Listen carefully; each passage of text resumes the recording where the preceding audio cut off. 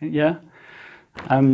And do they have like a Couch to 5K group as part of their running club? The ones I've done, no. No. Just been basically beginners and a sort of more advanced. Just been split into different groups. Cool. And the beginners, did they do any walking at all, or did they? Yeah, to start off with, yeah. Yeah, cool. The hardest part for any group or running club to host a Couch to 5K group is that each time they move through the program, they become non-stop runners. So they're not going to stay in that group anymore. They're going to go into a non-stop running group.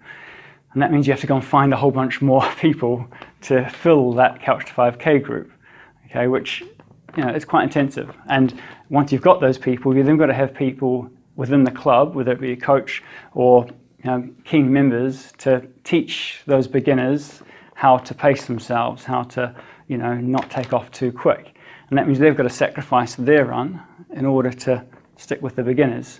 So it's actually quite a demanding process, and it takes quite a lot from a club to coordinate the whole thing, to keep that process going time after time. So thankfully I love it, and I think we've got a really good system for teaching new people how to pace themselves, how to look after their body. And it's not long before the group is literally just, they know what they're doing, they know they've got their map, they know how long they're running for, how long they're walking for, what speed they're supposed to stick to, they know how to stick to that speed, and it's not long before we can just leave them to it and they just take their map and go off for their run, which is fantastic.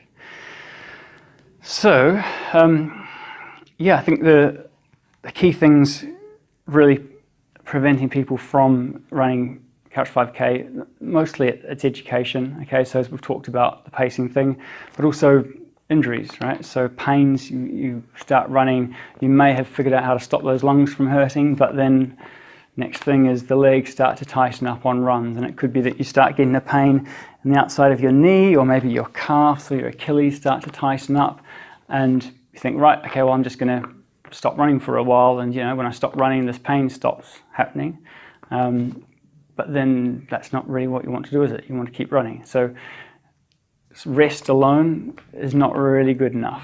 Okay, we need to be a bit more proactive with it. Running, we say it's a really abrasive sport. You are landing and catching your body weight every step, time and time again. It's like if you imagine just hopping on one foot over and over again, even if you had a little bit of a bounce, like a little trampoline, imagine trying to jump over and over for 5K.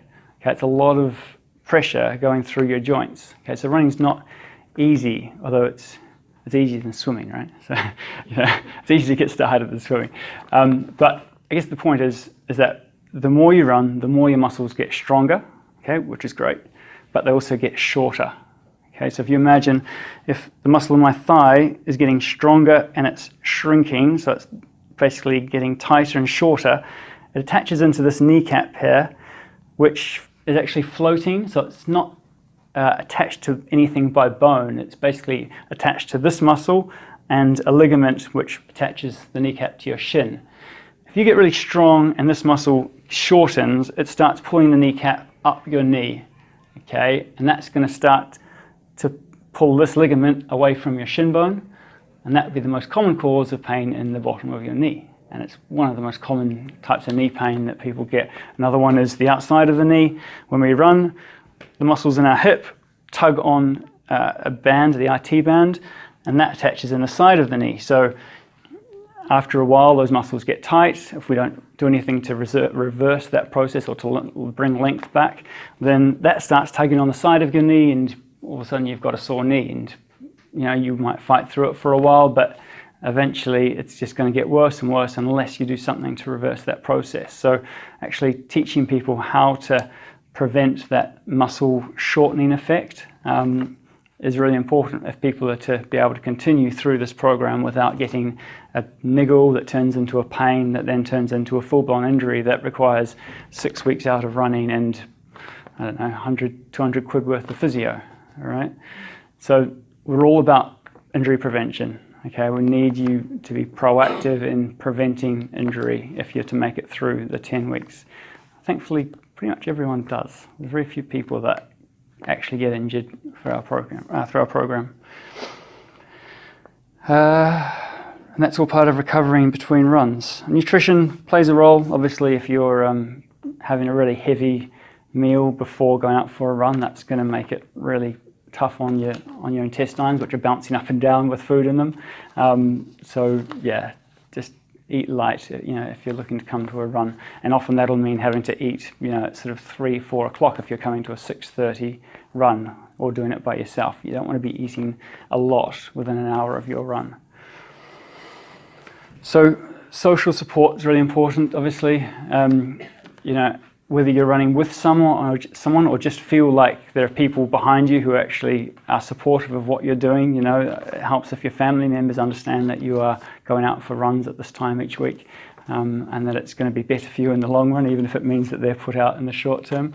But also, online, there's lots of social support if you know where to get it from, right? So if you're running by yourself, chances are you don't know that many people who run, or if you do know people that run, chances are that they're a fair bit faster than you, and they might not really understand what you're going through if they've been running for all their lives, and they're like, yeah, come on, just do it. But you're like, it hurts, I can't run anymore.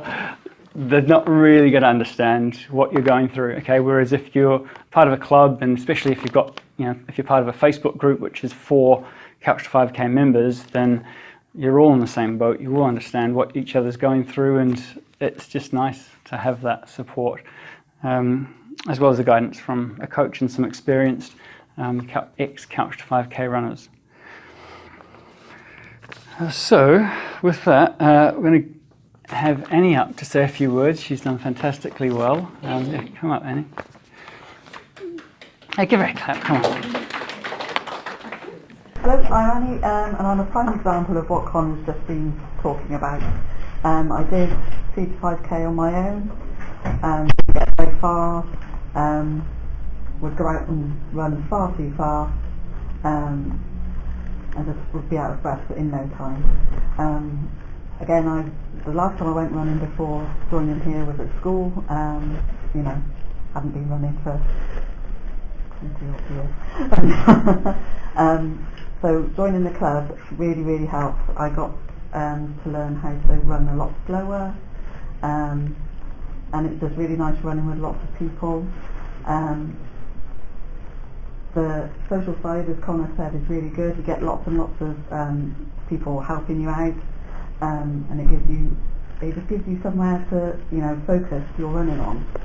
With all the pains and everything, I did get some pains to start off with, and then Connor does foam rolling classes, so you know how to use a foam roller to massage your legs and everything like that.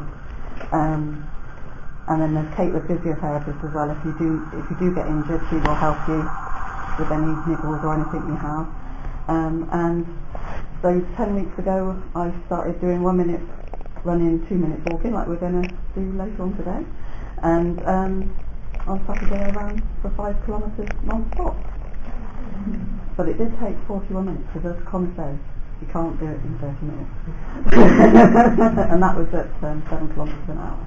So in 10 weeks it can be done.